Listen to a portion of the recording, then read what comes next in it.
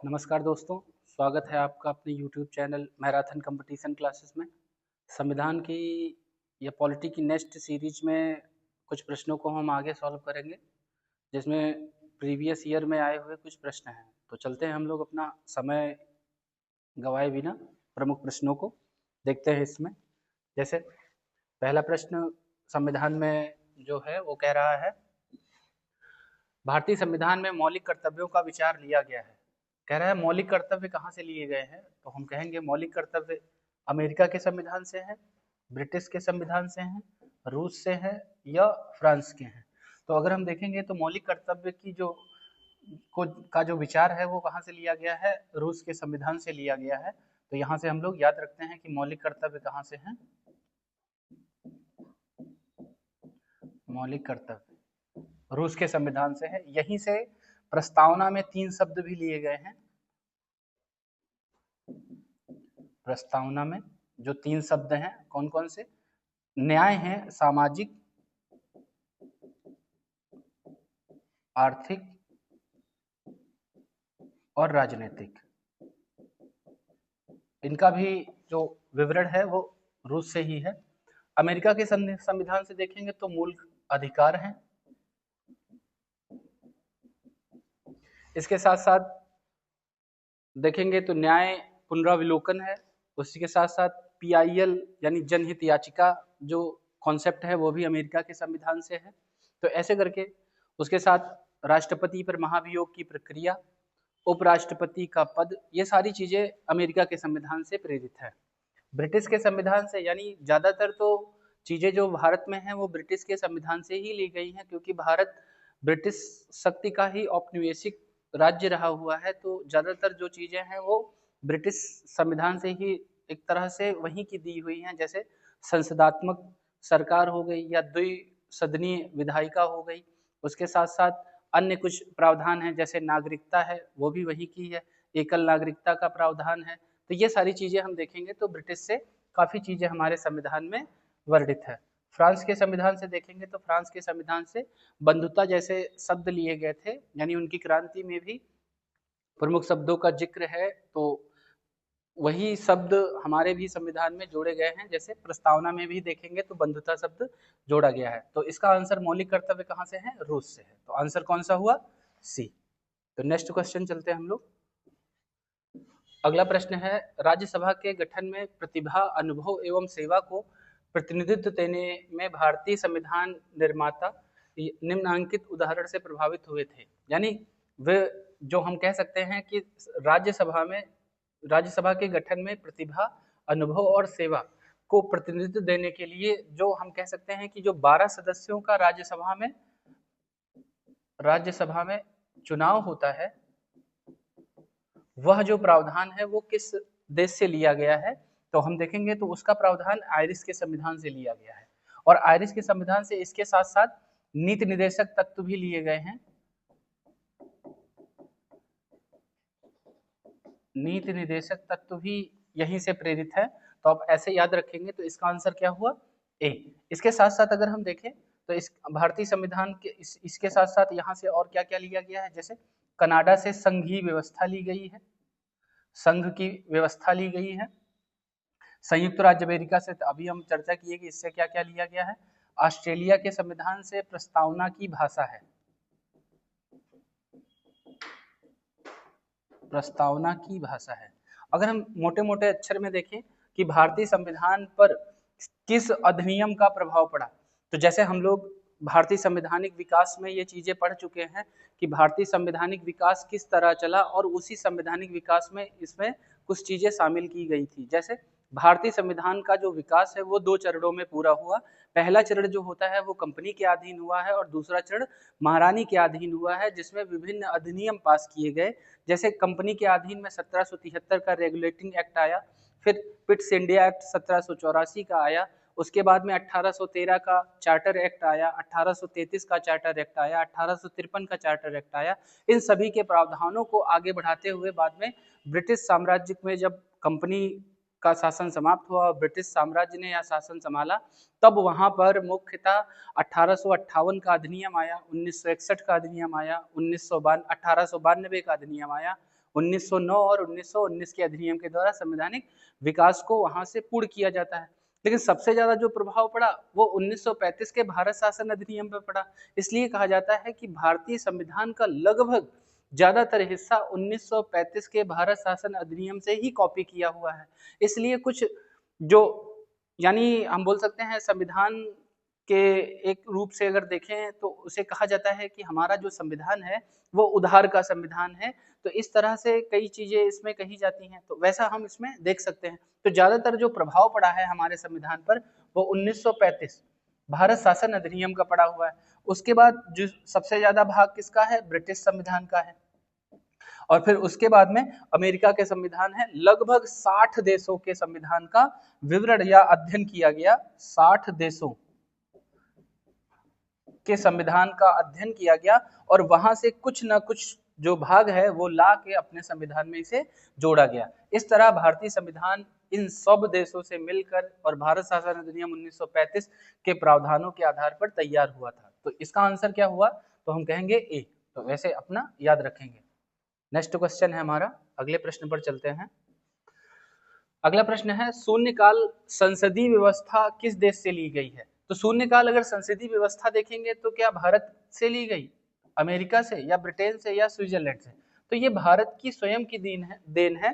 यानी हम कहेंगे जो मीडिया है उसी ने इसका शून्यकाल नाम रखा था। शून्यकाल का मतलब है यानी 12 बजे के बाद।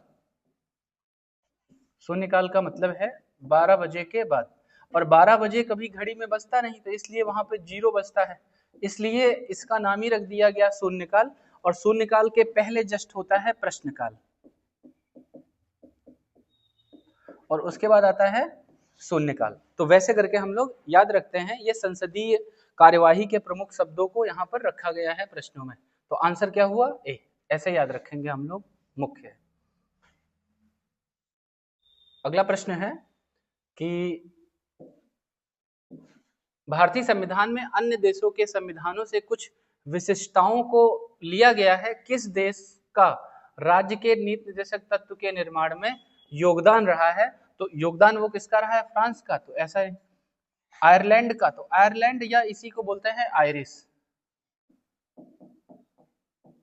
आयरिश देश से ही नीति निर्देशक तत्व लिए गए हैं, यानी डीपीएसपी बोलते हैं, डायरेक्ट प्रिंसिपल और स्टेट पॉलिसी, जिनका उद्देश्य ही होता है अधिक लोगों का कल्याण करना। तो वैसे हम देख सकते हैं।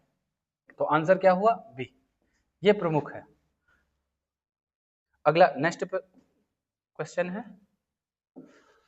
निम्न में से कौन सा लक्षण भारतीय परिसंघ और अमेरिकी परिसंघ में समान रूप से पाया जाता है। तो अगर हम देखें कि परिसंघ के रूप में कौन कौन सी चीजें पाई जाती हैं, तो कहेगा क्या, एकल नागरिकता है, एक ही नागरिकता, यानी भारत में भी वो चीजें समान हो और यूएसए में भी, यानी अमेरिका में भी वो चीजें समान हो। तो एकल नागरिकता है, तो भारत में तो एक नागरिकता है, लेकिन यूएसए में दोहरी नागरिकता का प्रावधान है। दोहरी नागरिकता का मतलब कि वो एक तो संघ या देश का नागरिक होगा और साथ साथ वो जिस राज्य में रह रहा होगा उस राज्य का भी नागरिक होगा। लेकिन भारत में ऐसा प्रावधान नहीं है। भारत में आप देश के नागरिक हैं, राज्य के नागरिक नहीं है। ऐसा नहीं है कि देश की नागरिकता अलग मिल रही है आपको और राज्य की नागरिकता अलग मिल रही है ना। जैसे लखनऊ की पता चले यूपी में रह रहे हैं, यूपी कि योगी जी अपना अलग से नागरिकता आपको दे रहे हैं, और पता चल रहा है कि देश में जो केंद्र सरकार है वो आप अपना आधार कार्ड अलग से बना रही है। तो ऐसा प्रावधान भारत में नहीं है। तो हम कह सकते हैं कि ऐसा इसमें ये तो समानता नहीं है।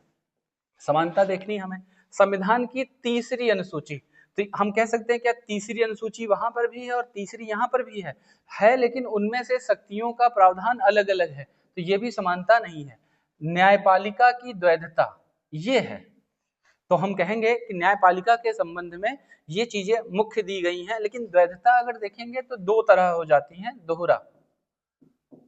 यानी हम कह सकते हैं राज्य का, केंद्र का अलग से न्यायालय हो, ऐसे अगर देखें यहाँ यही देख लेते हैं, केंद्र का अपना न्यायालय हो और राज्य का अपना न्यायालय हो।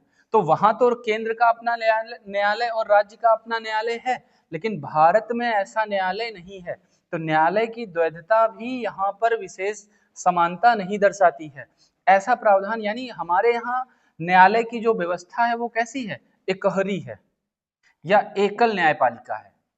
हम लोग पढ़ते भी हैं एकल न्यायपालिका का प्रावधान है। तो ये भी हमारे संविधान में और अमेरिका के संविधान में अंतर नहीं है, यानी ये भी नहीं हुआ, दूसरा भी नहीं और तीसरा। तो बचा लास्ट, तो ये तो है ही है, संविधान के निर्वाचन के लिए या संविधान के निर्वचन के लिए परिसंघीय उच्च न्यायालय। अब ये इसका मतलब है कि जो संविधान है उसका अगर व्याख्यात्मक रूप है तो वो कौन बताएगा, तो परिसंघीय न्यायालय बताएगा। यानी हम कह सकते हैं जो संघ का यानी जो केंद्र में जो उच्च न्यायालय होगा, हम कह सकते हैं जो भारत की न्यायपालिका में सबसे सर्वोच्च होगा, और सर्वोच्च है कौन, सुप्रीम कोर्ट। तो यही क्या करेगा, संविधान की व्याख्या का अधिकार इसी को दिया गया है। और जब कभी भी ऐसे कोई शब्द आते हैं तो संविधान की व्याख्या का अधिकार सुप्रीम कोर्ट ही करता है, ना कि हाई कोर्ट या ना कि डिस्ट्रिक्ट कोर्ट। तो भारत में एकल न्यायपालिका है और ऐसा ही काम अमेरिका में भी वहां का जो सुप्रीम कोर्ट है वो करता है। तो इस तरह हम कह सकते हैं कि भारत में जो संविधान के निर्वचन के लिए परिसंघीय न्यायालय बनाया गया है वो दोनों में समान है। आप यहाँ से इसे याद रखेंगे, ये प्रमुख है। और दोनों के संविधान लिखित हैं, अमेरिका का भी लिखित है और भारत का भी संविधान कैसा है, लिखित है ना। यूएसए और भारत दोनों का संविधान लिखित है, ये समानता है इसमें। और इस अगर देखेंगे यूएसए का संविधान तो छोटा है और विश्व का पहला लिखित संविधान है, भारत का संविधान बड़ा है और बड़े होने की कई विशेषताएं हैं। तो इसमें ऐसा कहा जाता है कि वकीलों का स्वर्ग रहा हुआ है, साथ में केंद्र और राज्य की अलग अलग जो विशेषताएं या उनके चलाने के लिए अलग अलग भागों का विवरण दिया गया है, साथ में भौगोलिक परिदृश्य भी है। तो ये सब बड़े होने के इसके कारण हो सकते हैं। तो वहां जब हम लोग देखेंगे कभी तो उसमें आंसर हो जाता है, तो आप इसको याद रखिएगा। तो इसका आंसर क्या हुआ, डी। नेक्स्ट क्वेश्चन पे चलते हैं। अगला प्रश्न है, कह रहा है भारत में समवर्ती सूची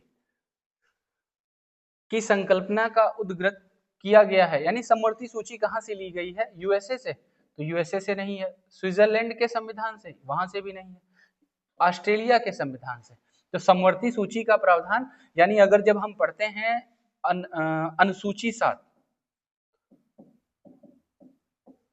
अनुसूची अगर 7 पढ़ते हैं तो उसमें 3 प्रकार की अनुसूचियां हैं या सूचियां हैं। पहली है संघ सूची, दूसरी है राज्य सूची और तीसरी है समवर्ती सूची। संघ सूची पर जो कानून बनाने का अधिकार है वो केंद्र का है, राज्य सूची पर जो अधिकार बनाएगी वो राज्य सरकार बनाएगी, और जो समवर्ती सूची पर है उस पर केंद्र और राज्य दोनों मिलकर बनाते हैं। इस तरह हम कह सकते हैं इन पर दोनों मिलकर कानून बनाते हैं समवर्ती सूची, और इसका जो प्रावधान है वो ऑस्ट्रेलिया के संविधान से लिया गया है। तो इस तरह इसमें अलग अलग विषय दिए गए हैं, कौन कौन से विषय हैं, उन पर कानून केंद्र और राज्य अलग अलग या फिर दोनों मिलकर अपने बनाते हैं। तो वैसे याद रखेंगे। नेक्स्ट प्रश्न है, अगला है लोकहित मुकदमे की संकल्पना का प्रारंभ हुआ था। वही जो हम लोग पढ़ते हैं PIL, जनहित याचिका।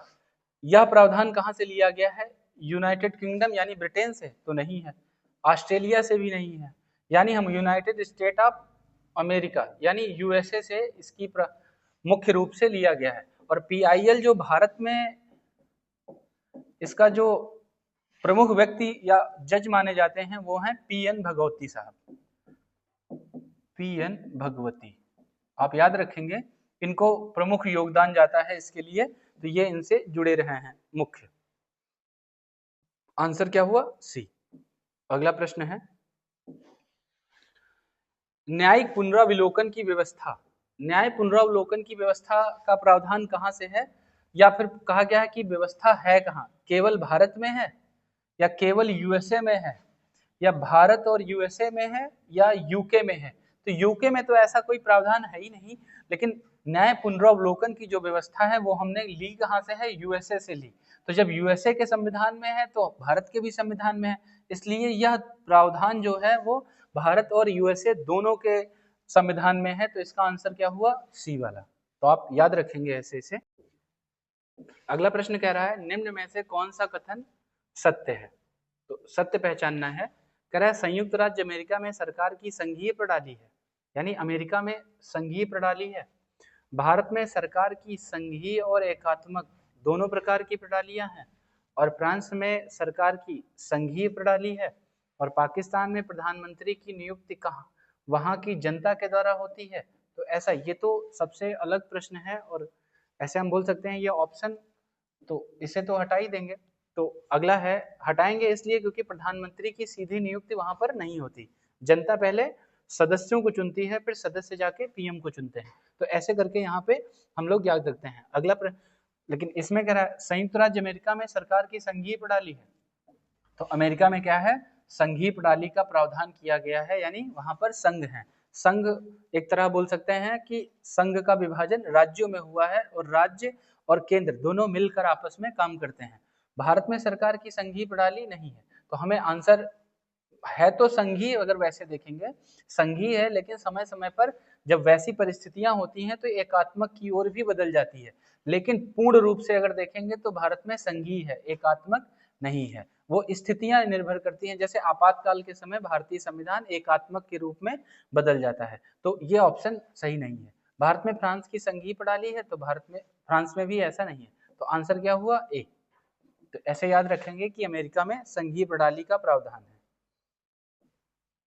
प्रश्न है भारतीय संसदीय प्रणाली ब्रिटिश संसदीय प्रणाली से इस बात से भिन्न है, बताना है आपको कि भारतीय और ब्रिटिश प्रणाली में कौन कौन से अंतर हैं। तो जैसे अंतर में अगर हम देखेंगे तो वास्तविक और नाम मात्र दोनों प्रकार की कार्यपालिकाएं हैं, फिर सामूहिक उत्तरदायित्व की प्रणाली है, अगला है द्विसदनीय विधानमंडल है, और न्यायिक पुनरावलोकन है। यानी कह रहा है कि जो भारत की संसदीय प्रणाली है और ब्रिटिश की संसदीय प्रणाली है, दोनों आपस में किस तरह से भिन्न है, अलग है। तो भारत में देखो वास्तविक और नाम मात्र की दोनों ही प्रकार की कार्यपालिका है। जैसे नाम मात्र का अगर देखेंगे, जैसे राष्ट्रपति है, ये नाम मात्र का प्रमुख है, और इसकी शक्तियां जो वास्तविक हैं वो किसमें निहित हैं? प्रधानमंत्री व उसकी मंत्री परिषद में। तो दोनों यहां पर भी ऐसा है, वहां पर भी सेम बिल्कुल है। सामूहिक उत्तरदायित्व, यहाँ की भी जो सरकार है वो लोकसभा के प्रति या कार्यपालिका विधायिका दोनों का आपस में, यानी हम बोल सकते हैं कि जो सरकार है या लोकसभा के प्रति उत्तरदायी है, और वहां पर भी ब्रिटेन में भी जो सरकार है वो लोकसभा के प्रति उत्तरदायी।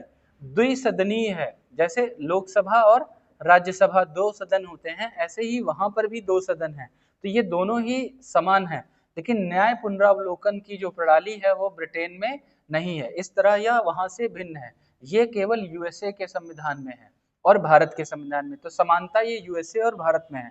तो आंसर क्या हुआ? डी। ऐसे करके हम इसमें याद रखते हैं। अगला प्रश्न है भारत की संघात्मक व्यवस्था निम्न में से किस देश से संबंधित है? यानी कहना चाह रहा है कि जो भारत की संघात्मक व्यवस्था है वो कहां से ली गई है। तो संघात्मक व्यवस्था का जो प्रावधान है वो लिया गया है कनाडा के संविधान से। तो ये चीजें याद रखेंगे कि संघात्मक व्यवस्था का प्रावधान कहां से है? कनाडा से है। तो ये एक प्रमुख है यहां से। तो वैसे आंसर क्या हुआ? ए। अगला प्रश्न है, कह रहा है भारत में न्यायिक पुनरीक्षण की संकल्पना निम्न देश के संविधान से ली गई है। यानी जो जुडिशियल रिव्यू है ये इसका प्रावधान कहां से किया गया है? तो इसका प्रावधान यूके में ऐसा तो है, तो कहां से किया गया है? अमेरिका से। तो यूएसए के संविधान से न्यायिक पुनरीक्षण या जुडिशियल रिव्यू की संकल्पना ली गई है। तो ऐसे करके हम लोग याद रखेंगे। ऑप्शन कौन सा है? बी। अगला प्रश्न है, प्रश्न कह रहा है निम्न में से कौन सी विशेषता भारतीय लोकतंत्र की नहीं है? यानी भारतीय जो लोकतंत्र है उसमें कौन सी विशेषता समाहित नहीं है? तो इसमें कौन सा होगा? जैसे एक संविधान और संगत सरकार। एक संविधान है और उसी में संगत सरकार है। लोकतांत्रिक सरकार है, विधि का शासन है, सत्तावादी सरकार। देखो नाम ही से पता चल रहा है, सत्तावादी मतलब वंशानुगत शासन, वंशानुसार या वंशानुगत शासन। तो ऐसा तो प्रावधान नहीं है भारत में, तो यही क्या है, विशेषता इसकी नहीं है। एक संविधान है, संगत सरकार है, लोकतंत्र है और विधि का शासन है। ये दोनों तीनों चीजें याद रखते हैं हम लोग। तो आंसर क्या हुआ इसका, डी, यही असंगत है। अगला प्रश्न है, प्रश्न कह रहा है भारतीय संविधान के बृहद होने यानी बड़े होने का कारण क्या है। तो बड़े होने का कारण, इसमें अनेक संविधानों के अनुभव समाविष्ट हैं। दूसरा, इसमें विस्तृत प्रशासनिक प्रावधान है। यह एक बड़े देश के शासन से संबंधित है। यह संघ और राज्य सरकार का संविधान है। तो ऐसा कह सकते हैं कि इसमें संघ और राज्य दोनों के प्रावधान है, दोनों के प्रावधान है। तो अगर जैसे हम लोग पढ़ते हैं भाग 5, तो किसके बारे में बताता है, संघ के बारे में। और अगला है भाग 6 जो राज्यों के बारे में बताता है। तो इस तरह दोनों का अलग अलग विवरण है। इस तरह से अलग अलग होने की वजह से यह एक कारण हो सकता है कि भारतीय संविधान एक विस्तृत संविधान है। तो आप ऐसे याद रखेंगे इसका। तो आंसर क्या है, डी, ये प्रमुख है। अगला है, भारतीय संघवाद को सहकारी संघवाद किसने कहा। कुछ संविधान के जानकार थे जिन्होंने भारतीय संविधान को विभिन्न रूप से वाचित किया है। उनमें एक शब्द ये भी है कि भारतीय संघवाद को सहकारी संघवाद किसने किया है। तो ये किए हैं जी ऑस्टिन साहब ने। भारतीय संविधान को सहकारी संघवाद कहा है। तो ये एक प्रमुख है, आप यहां से याद रखेंगे ये फैक्ट से। तो इसका आंसर क्या हुआ, ए। अगला प्रश्न है, निम्न में से किस एक का कथन है कि संविधान को संघात्मक या संघात्मकता के तंग ढांचे में नहीं ढाला गया है। तो संघात्मकता के तंग ढांचे का मतलब क्या है, मतलब पूरा का पूरा संविधान संघ की ओर झुका हुआ हो या संघ ही बना हुआ हो। तो ऐसा नहीं किया गया है। जब समय पड़ने पर या आपात स्थिति पर, आपात समय में यह एकात्मक रूप भी ले लेता है, एकात्मक रूप भी ले लेता है। तो भारत का संविधान संघ और एकात्मक की ओर दोनों तरफ झुका हुआ है। तो यह पूर्ण रूप से, अगर वैसा कहा जाए कि एक संघात्मक है या पूर्ण रूप से एकात्मक है तो नहीं, लेकिन ज्यादातर संघात्मक की तरफ झुका हुआ है। तो ये कथन किसका है कि संघात्मकता के तंग ढांचे में नहीं ढाला गया है। ये कथन B.R. अम्बेडकर ने संविधान सभा में ये कहा था कि भारतीय संविधान मिश्रित संविधान है। एक तरह से हम बोल सकते हैं यह एक मिला जुला संविधान का रूप देता है। तो वैसे करके आप याद रखेंगे। अगला प्रश्न है, यानी आंसर कौन सा है, सी। अगला प्रश्न है, भारत में राजनीतिक सत्ता का प्रमुख स्रोत क्या है। अगर भारत में राजनीतिक कोई सत्ता है तो उसका प्रमुख स्रोत क्या है। तो सत्ता का मतलब है, जैसे आपको जनता की सेवा के लिए अगर जाना है तो प्रमुख स्रोत क्या है, तो जनता ही है। अब जनता को अगर देखेंगे तो एक तरह से तो हम बोल सकते हैं राजनीतिक सत्ता का जो प्रमुख स्रोत है वो कौन है, जनता ही है। तो वैसे याद रखेंगे। ऑप्शन क्या हुआ, ए, ये प्रमुख है। लेकिन जो भारतीय की स्थितियां हैं या भारत जो आगे की दिशा में प्रगति करता है वो किसके अनुसार करता है, संविधान के अनुसार। तो वो अपना याद रखेंगे ऐसे। अगला प्रश्न है, भारतीय राजनीति पद्धति के बारे में निम्न में से कौन सा सही नहीं है।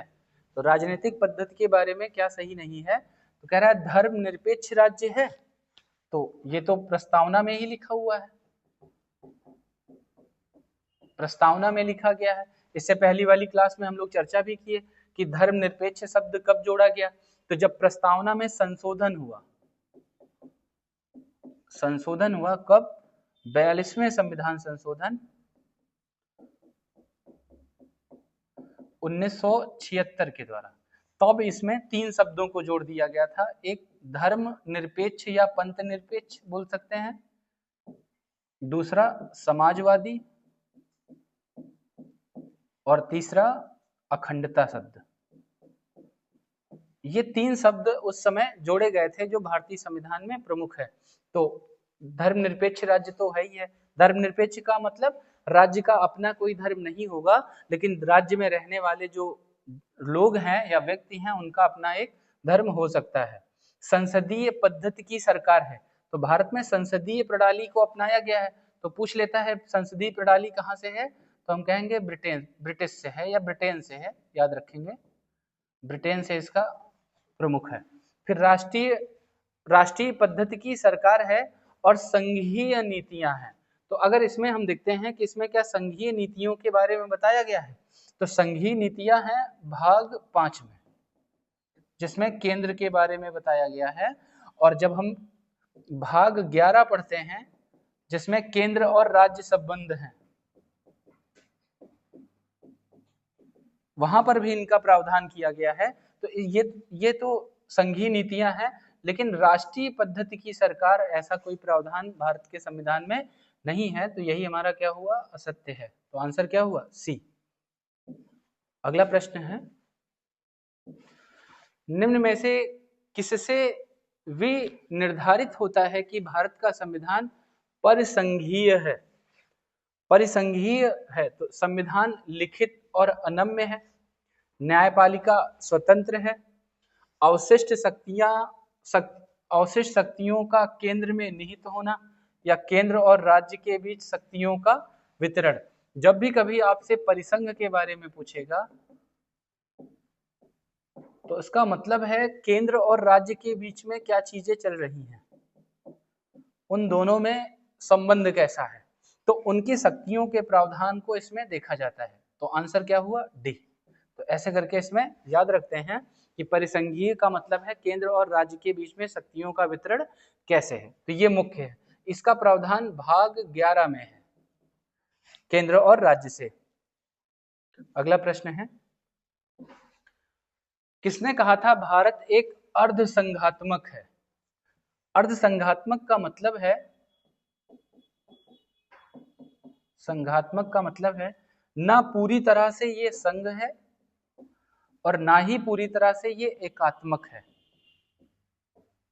यानी इन दोनों का मिला जुला रूप है। इसी को क्या कह दिया गया, अर्धसंघात्मक। ये कथन किसने दिया था, तो हम कहेंगे जैसे हेराल्ड लास्की ने, तो इन्होंने तो नहीं कहा। आइवर जेनिक्स ने भी संविधान के बारे में टिप्पणी की है, लेकिन इन्होंने ये बात नहीं की है। लॉर्ड ब्राइन ने भी इस शब्द के बारे में, केसी व्हीयर साहब ने इसके बारे में कहा है कि भारतीय संविधान कैसा है, अर्धसंघात्मक है। तो इसका आंसर क्या हुआ, डी।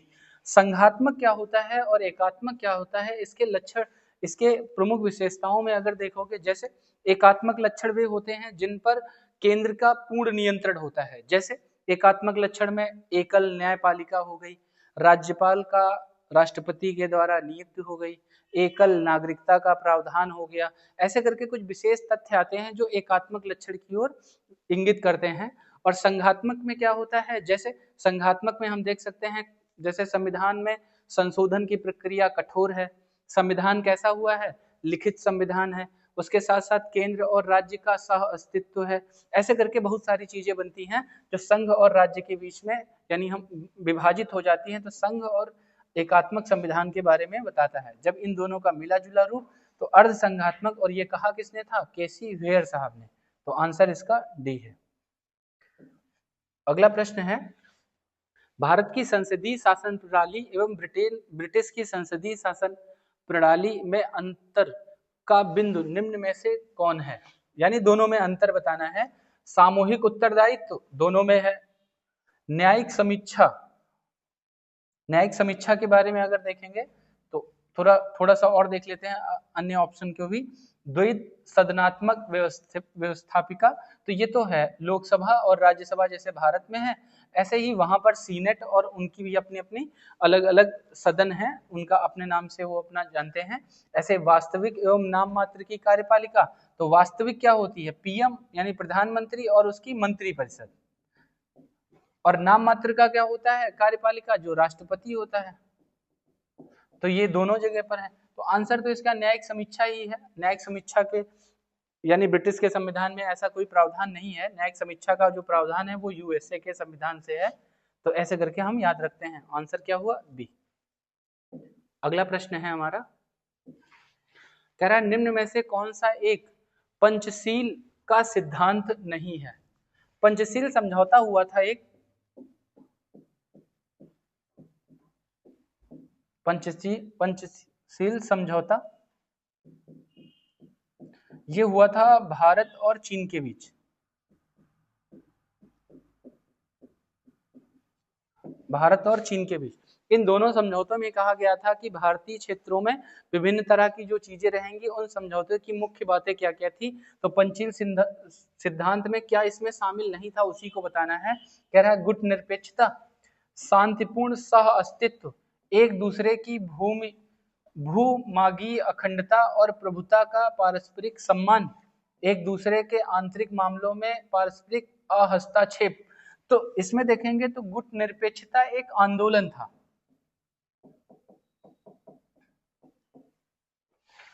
था, और इसे 1960 में आंदोलन कह सकते हैं या नीति कह सकते हैं कि आंदोलन या नीति थी।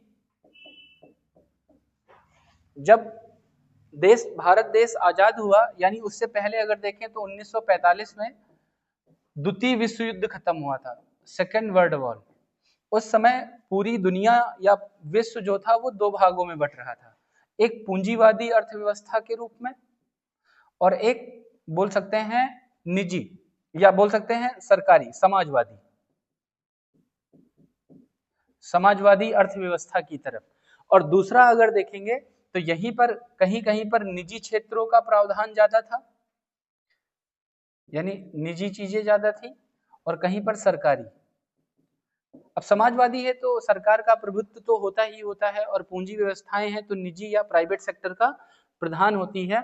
तो उस तरह से भारतीय अर्थव्यवस्था या भारत को जाने का एक अच्छा अवसर मिला कि 1945 के बाद में भारत 1947 में आजाद हो गया, और भारत के पास पूरा मौका था या तो वो पूंजी अर्थव्यवस्था यानी यूएसए की तरफ चला जाए या समाजवादी अर्थव्यवस्था रूस की तरफ चला जाए। तो भारत के पास अब उसके पास दो चुनौतियां थी, क्योंकि वो पूंजीवादी अर्थव्यवस्था यानी ब्रिटेन का गुलाम रह चुका था, तो वो इधर भी नहीं जाना चाहता था और रूस की तरफ भी नहीं जाना चाहता था, क्योंकि पूरी तरह से वो समाजवाद था। तो भारत ने बीच का रास्ता अपनाया और मिश्रित अर्थव्यवस्था अपना ली। इस तरह जब मिश्रित अर्थव्यवस्था अपना ली तो कोई गुट को फॉलो ही नहीं किया, ना तो वो पूंजीपति गुट या फिर हम बोल सकते हैं इस गुट की तरफ आया, इस समूह की तरफ आया, और ना समाजवादी जो व्यवस्थाएं चल रही थी उस समय उन देशों की तरफ गया। तो उसने एक अलग से ही स्वतंत्र एक व्यवस्था अपनाई या एक स्वतंत्र ही अस्तित्व बनाए रखा कि हमें किधर भी नहीं जाना। इसी को कहा जाता है गुट निरपेक्षता, यानी किसी गुट में ना जाकर अपनी ही तटस्थ स्थिति को बनाए रखा।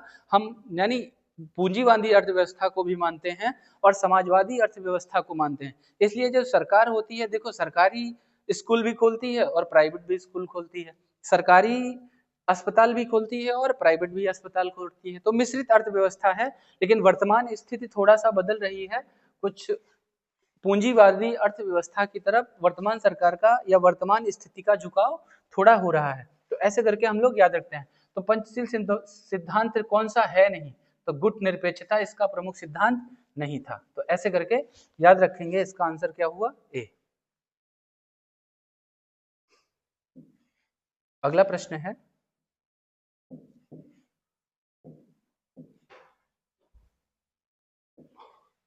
कह रहा है लिखित संविधान की अवधारणा ने सर्वप्रथम कहाँ जन्म लिया था?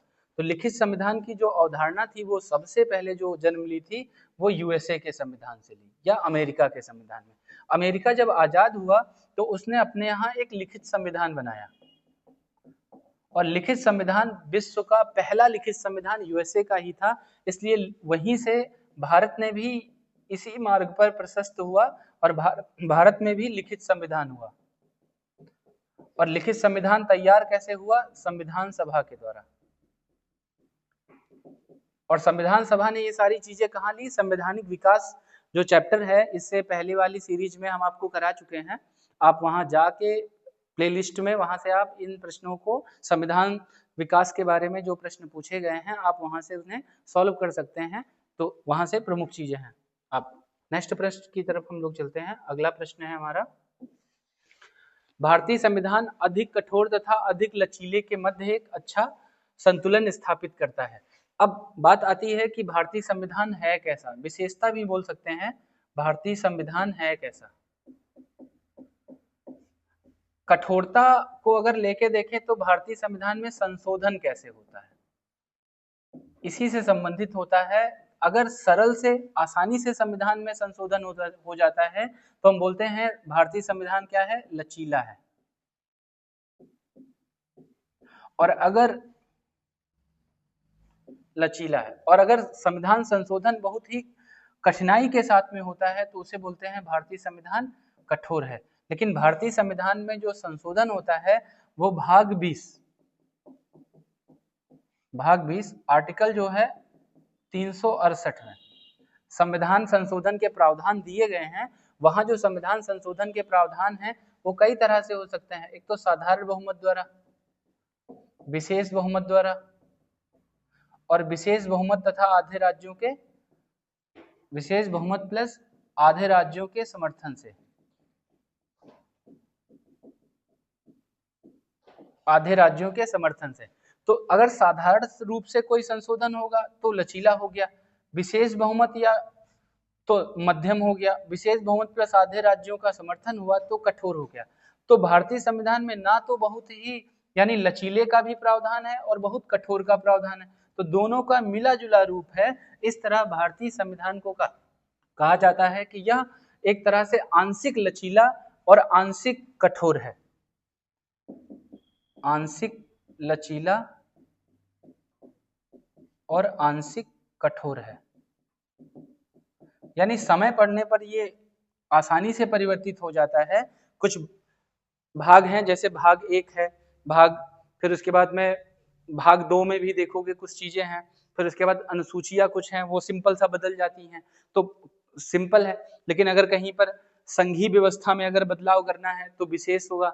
अगर कोई कर या टैक्स से संबंधित या कोई वैसी चीजें जिन पर राज्य का भी प्रभाव पड़ता हो तो कठोर हो जाएगा। तो दोनों का मिला जुला संगम है। तो कहा यह संतुलन स्थापित करता है। तो ये बात कही किसने है, तो हम कहेंगे केसी ह्वेर साहब ने कहा था कि भारतीय संविधान अधिक कठोर और अधिक लचीले के मध्य एक अच्छा संतुलन स्थापित करता है। तो ये वक्तव्य किसका था, केसी ह्वेर साहब का। तो ये इसका आंसर क्या हुआ, डी।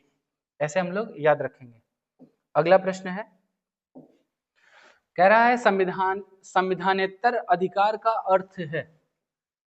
पहला, वह शक्ति जो संविधान की सीमा का अतिक्रमण कर देती हो, तो वो तो संविधानेतर नहीं हो सकता। वह व्यक्ति जिसे संविधान के अंतर्गत असाधारण शक्ति प्राप्त हो। अगर असाधारण शक्ति ही प्राप्त हो गई तो वो संविधानेतर हो के क्या करेगा। वह शक्ति जो संविधान सम्मत नहीं है, यानी जो संविधान के सम्मत नहीं है या संविधान के समान नहीं है, वो क्या है, संविधानेतर है। तो ऐसे करके आप याद रखेंगे। तो इसमें कौन सा है, सी, ये एक प्रमुख है। तो आंसर इसका क्या हुआ, सी। तो ये प्रमुख है। संविधानेतर का मतलब, और संविधान यानी हम बोल सकते हैं संवैधानिक का मतलब जिनका विवरण संविधान में दिया गया हो वो संवैधानिक हो सकता है। और संवैधानिक रूप से उनका विवरण कहीं ना कहीं दिया जरूर गया हुआ है। जैसे वित्त आयोग है, आर्टिकल 280 में उसका प्रावधान किया गया। अन्य कुछ आयोग हैं जिनका कहीं ना कहीं मुख्य रूप से आर्टिकल या अनुच्छेद के रूप में उनका प्रावधान किया गया है। तो इस तरह हमारी इस यानी 25 प्रश्नों की श्रृंखला में जो अगला वो था, इसके 2 पार्ट थे, पार्ट 1 और पार्ट 2 करके है। तो आप इन 50 प्रश्नों को अपना सॉल्व करिएगा और आपको आने वाली जो परीक्षाएं हैं उसमें काफ़ी मदद मिलेगी। अगर वीडियो अच्छा लगा हो तो इसे शेयर करिए अपने मित्रों में, कमेंट करिए। कोई अगर आपकी बात है तो आप कमेंट बॉक्स में उसे रख सकते हैं और साथ साथ में लाइक करिए। बहुत बहुत धन्यवाद आप सभी का।